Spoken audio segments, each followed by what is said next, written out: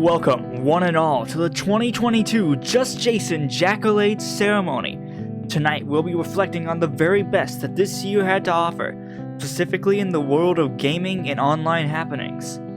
Let's kick things straight off with the award for Best Meme, presented by the winner from last year, Chris Pratt!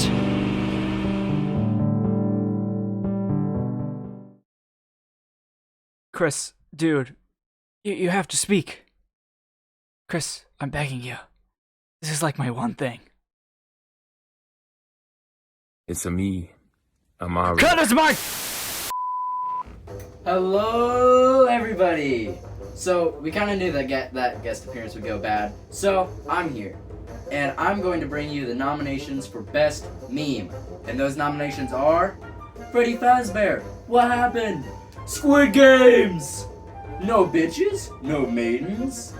The Will Smith slap? Why isn't it possible?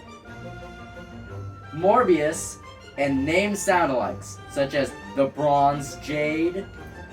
And the winner is... Morbius! Yeah, so let me clarify. Name soundalikes put up a good fight and were pretty close to beating Morbius.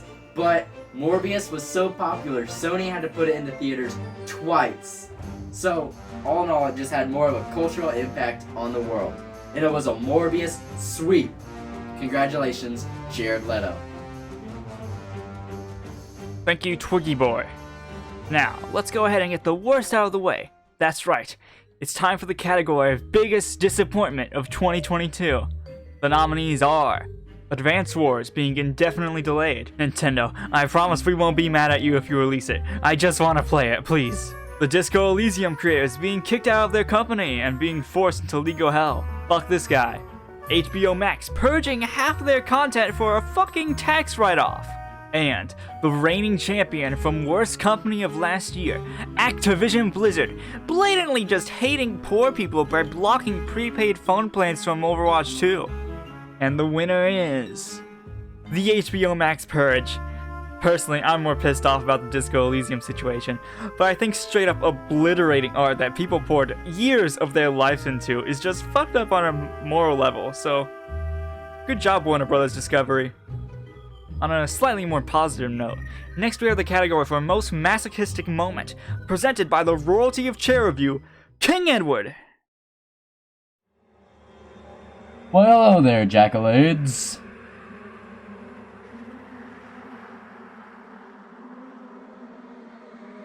Looks like my Mountain 2 is spoiled. As you can see, I got a little lost on my way to the theater, so I'll be presenting this award from Kalid. Up first, Metroid Dread's Dread difficulty.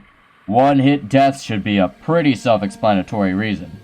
Managing Nintendo accounts now that the 3DS/Wii U eShops are down. Listen, if you made new accounts for the Switch, it's a huge pain. If you just want to buy Wario Woods, Jason's setting up his VR just to play Desert Bus for 14 minutes, only 5 of which were in his video, also known as the state of PC VR gaming.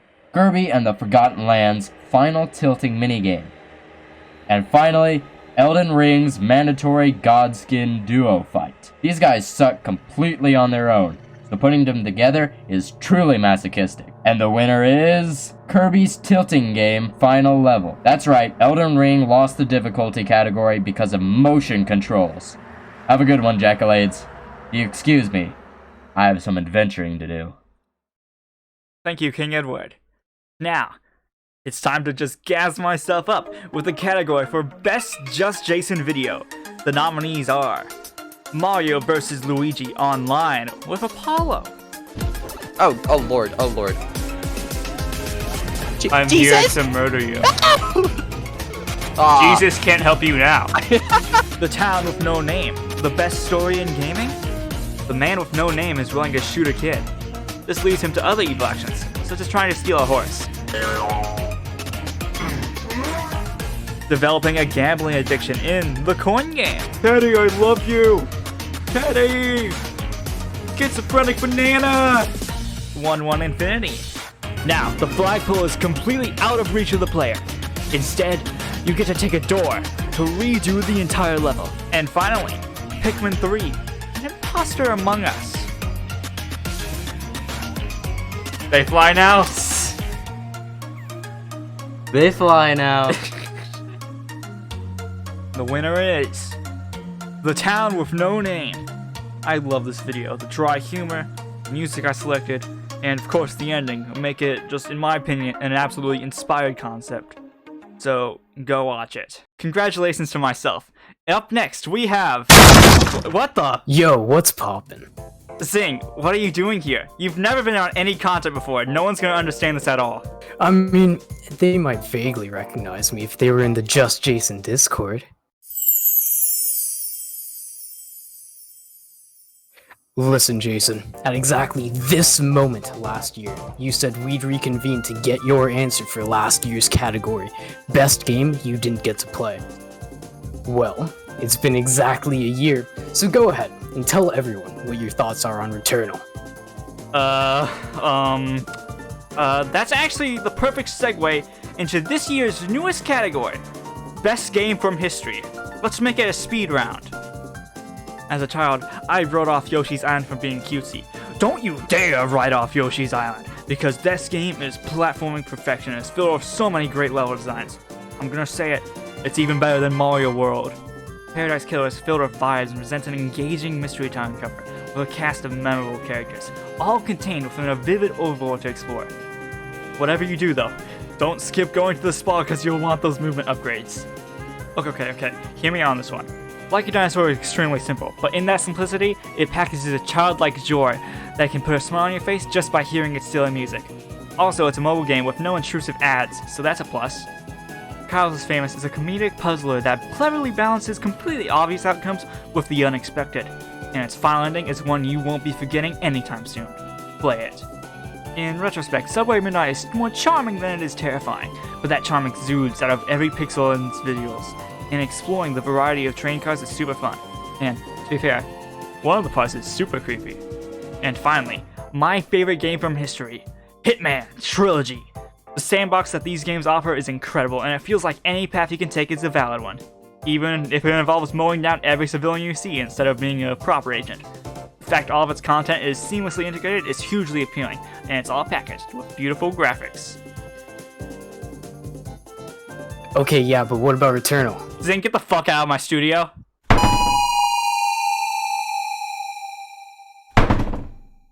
Now, with that interruption out of the way, it's time to move on to Best Vehicle. Mwahaha! Hello, Jacko Dorks.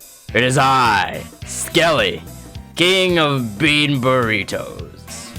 After J-Squad tricked me with their El Diablo sauce, I've come to terrorize the Jaccolades myself. And I'll do that by tearing Jason apart with my own category, Worst Joke. Number 1, shouting out viewers in a random state. To all the viewers in Minnesota, I'm sure Bowser hates Minnesota. That is true. He's gone on the record, actually. For all the viewers in Alaska, this is what Mario looks like. No one cares. You've done it in every collab. Number 2, everything involving Cameron 145. Pick a pipe level made by Cameron, like 145. He's just some random kid you found on Mario Maker. Don't bring him into this. Number 3, saying my face win before everything.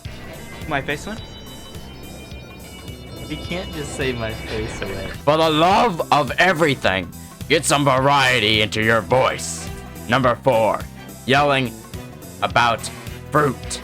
Count 'em! 25! 2, 5. Yeah. 1/4 of 100. It's just fruit. Number 5, whatever the hell this whole Mountain 2 sponsorship is. You're not even sponsored by PepsiCo, and it's a terrible pun anyways.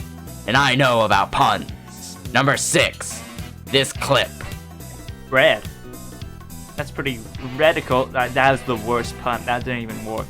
I'm sorry. I apologize for that, like, profusely. Like, forgive me for that one. That pun was so bad you literally immediately apologized for it. Number 7, the shitty Pikmin Among Us joke. Say, with them being in a spaceship, you know what it's kind of like? It's What? kind of like Shut Among up, Us. no. It's like Among Us. No wonder that short got 8 dislikes so quick. And finally, Hey, 8. Like Mario Party 8. Close enough. Hey, 8 like Mario Party. This one is wrong on so many levels. But wait a minute, this is the 8th option in this. God damn it!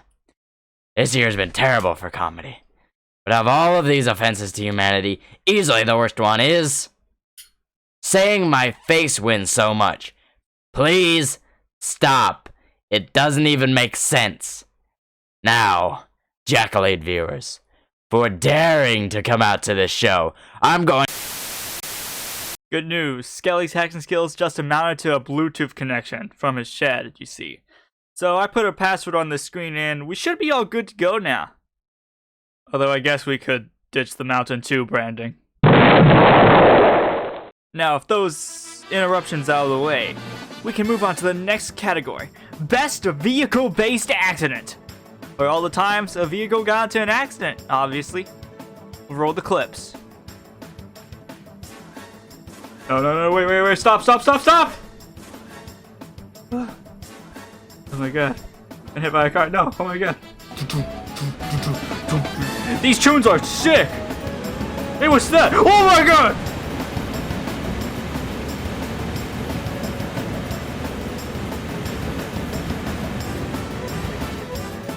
Oh my god! I've been assimilated by the train black hole! Ah! Okay, I see my path back onto the main road.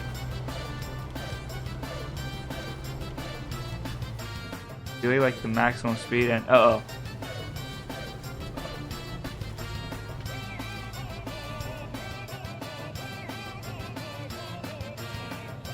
Oh no, I'm stuck.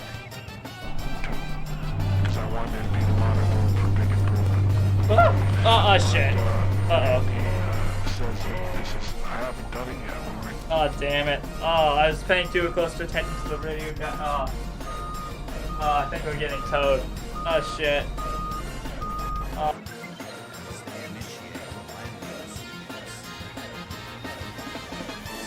Oh my fucking god! All died. And the winner is getting hit by a train. I gotta say, going to the train dimension was not fun. Up next we have Best Guest, which after an internal investigation from last year's Jaccolades, we decided to not have presented by any of the nominees, but rather by a spinny wheel.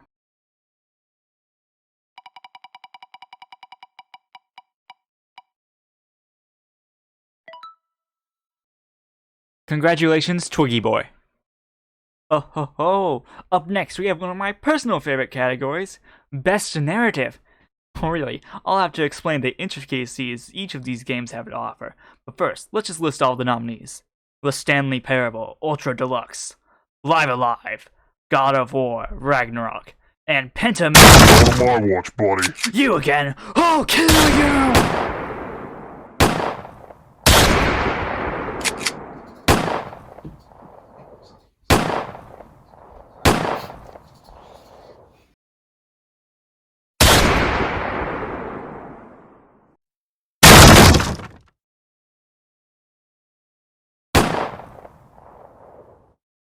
Hey there, you guys. Looks like Jason will be busy, so let me present the award for Best Thumbnail Design.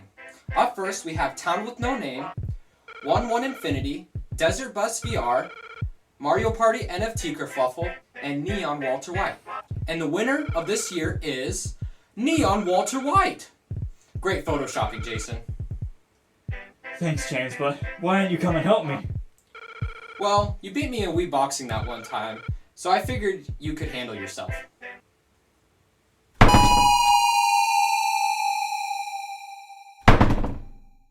Well, all these interruptions have made things a bit difficult, so I'll just have to cut out Best Narrative. But it looks like Jameson presented the last category in general, so it's time for the big boy. Game of the Year. This year, we've bumped the number of highlighted games up from 5 to 7, each receiving its own title. Let's get to it.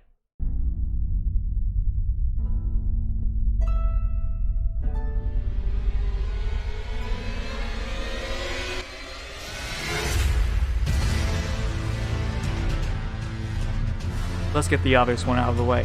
Elden Ring is spectacular, and it's one of the best open worlds since Breath of the Wild. It was my first Souls game, and the world that was presented to me was a grim yet somehow spectacular fantasy filled with tortured souls inhabiting environments with unprecedented scale. The combat is varied and satisfying to master. Overcoming foes much stronger, more capable, and usually larger than you is one of the best feelings in the world. Now, personally, I think some of these bosses can be a bit frustrating. It's supposed to be a fucking RPG! What role am I playing? The fucking victim? Jesus fucking Christ! But most of them are excellently designed and super fun to fight. The only reason I didn't immediately do a second playthrough is that it's a 100-hour game. Elden Ring rules and is the best adventure of the year. The journey you'll go on is like no other, and I can't wait to play more Souls games.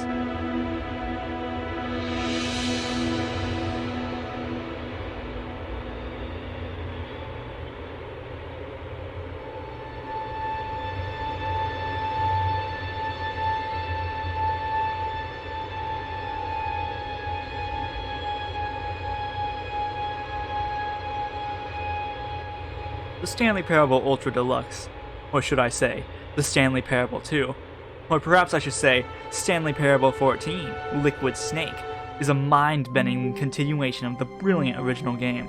The comedy is as razor-sharp as ever, but the story changes its focus. Instead of providing commentary on decision-making in video games, Stanley Parable 14, Liquid Snake goes in a bold new direction. It asks, what is a sequel? It both feels like I'm not giving this game enough time in the sun, but also if I say anything more, I'll just be spoiling some of Liquid Snake's best moments.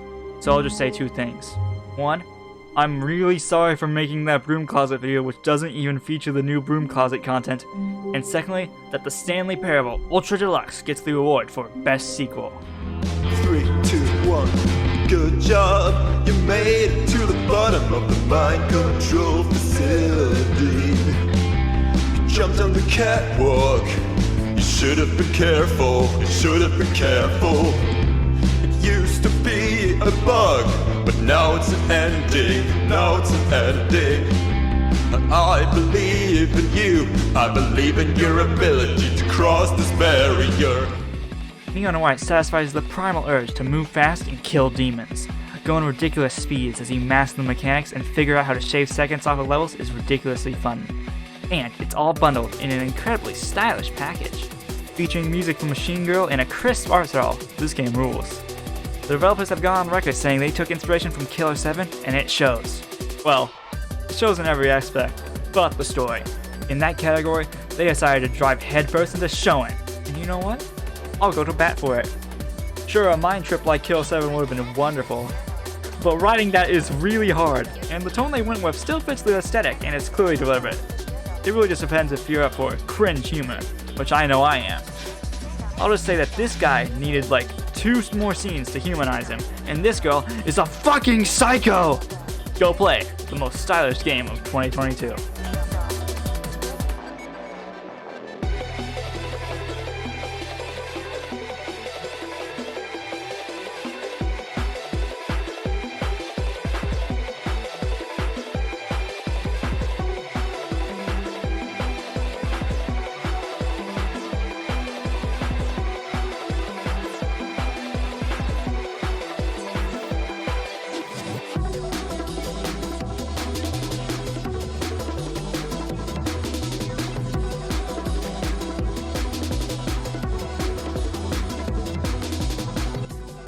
The 3DS has died. Obviously, Nintendo no longer releases games for it, but now no one can release anything on it, and with months, you will no longer be able to make any kind of purchases on it. This doesn't really bother me, I mean, it happens to every console eventually, and 3DS probably went on for longer than it should have, but it does make Automaton Lung feel even more significant. One of the last 3DS games is an indie developer presenting a giant world full of collectibles to go and find. In some ways, it can feel a bit too simple, but that simplicity helps you focus on the bigger picture of exploring the varied environments. Simply interpreting what the game is about becomes a large factor in its fun. Other games might present more complex gameplay, but Automaton Lung is extremely memorable and imaginative. That's why I give it the Swan Song Award for being a great end to an iconic system.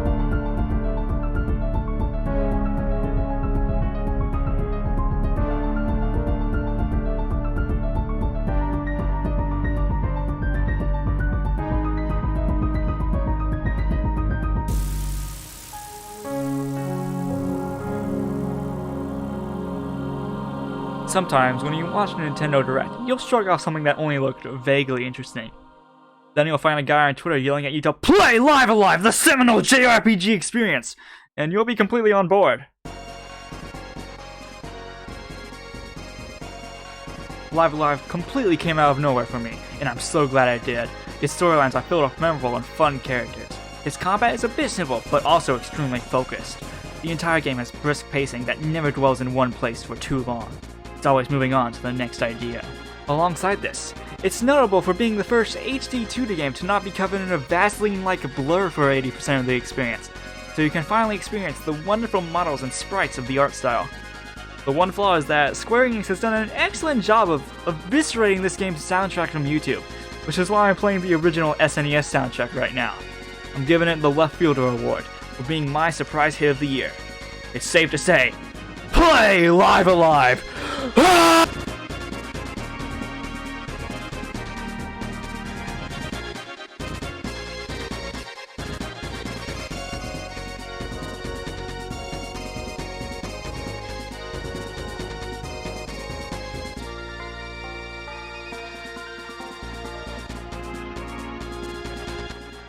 Welcome to my fortress.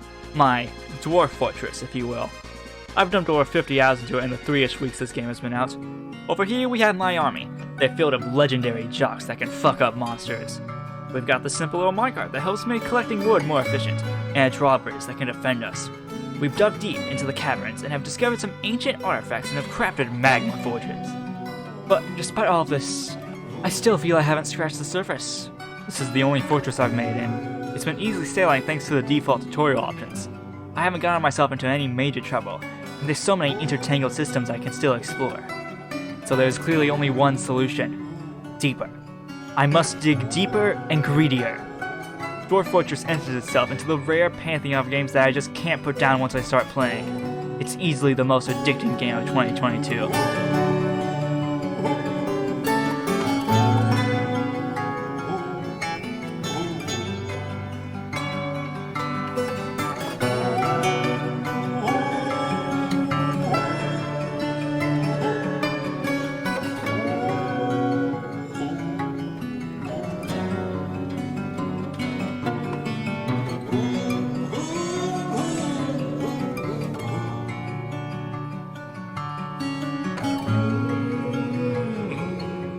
The definition of the word pentimento is a section of a painting that had been painted over suddenly reappearing.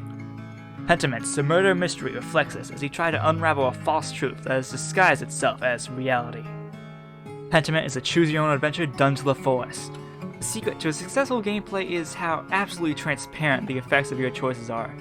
Your backgrounds are clearly marked as choices, and whenever it's time for the game to see if you succeeded or failed at something, it clearly lays out what helped and hurt you. I honestly failed more checks than I succeeded at, but I didn't care because I knew it was all on me and what I had decided. Not to mention the brilliant presentation.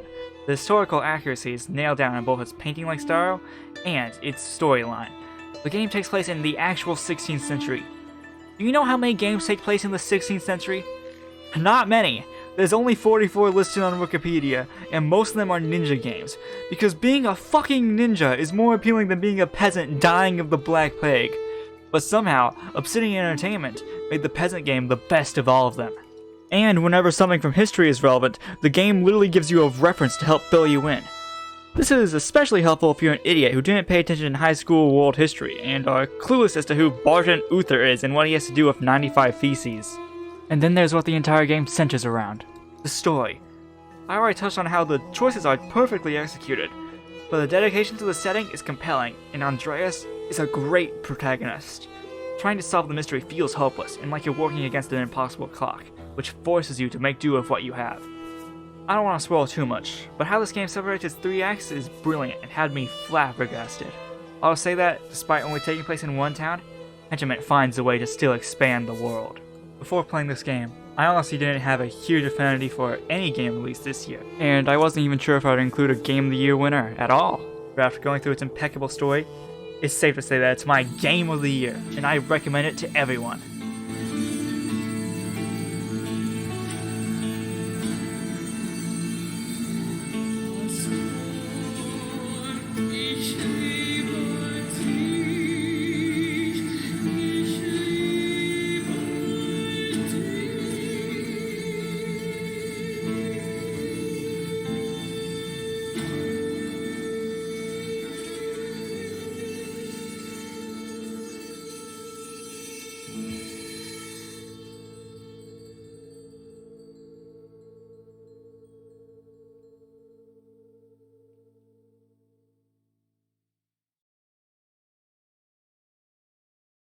Thank you all so much for watching this year's Jaccolades ceremony. If you enjoyed it, I hope you like and subscribe, and check out some of my other content. Now, after those 3 interruptions earlier, we really need to get going, because this theater wants to have 2 showings of Avatar going at once, and I don't want to get caught in that. In terms of spinning off from Avatar... James Cameron, no!